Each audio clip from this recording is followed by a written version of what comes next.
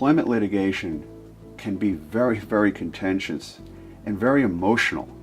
You're dealing with someone's livelihood. You're dealing with somebody's character and personality. You're dealing with accusations that go to the essence of who we are. It's far better to head off these problems in advance before they become an issue where you need to become contentious. And there are some very simple ways of doing that.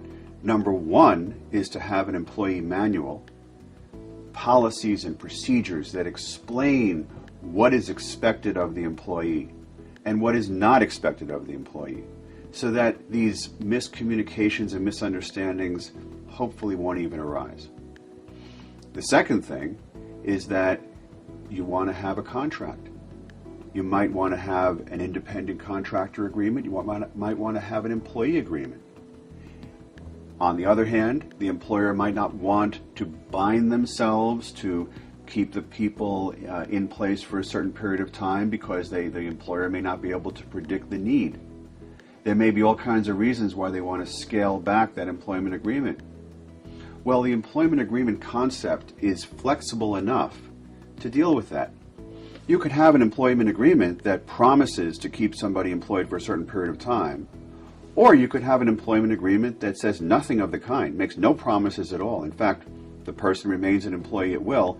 Nevertheless, it has confidentiality provisions in it. The person must keep confidential the information they learn in the employment situation. Also, it involves restrictive covenants, which means that people cannot practice their profession within a certain distance for a certain time period, going to the same customers as the current employer if they leave.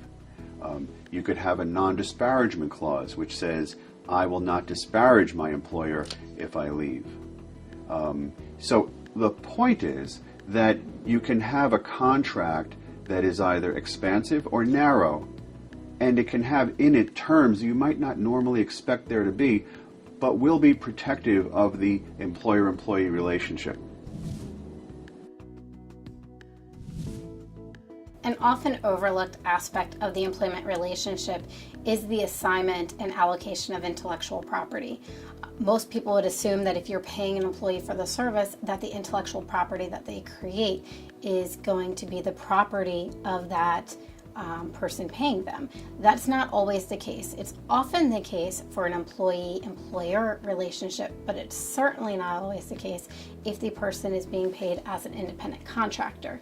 In those situations, there's specific language that needs to be included within an agreement. Any assignment of intellectual property needs to be in a written form that's signed by both parties.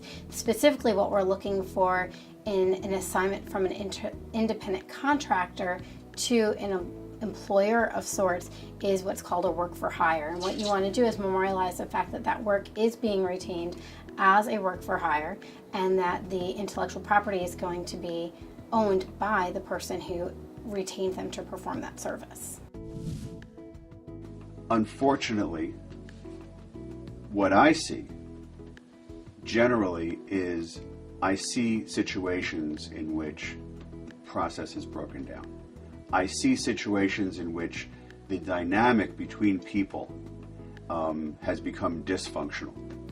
Our firm has developed a focus in this area, and these are the kinds of cases that we welcome.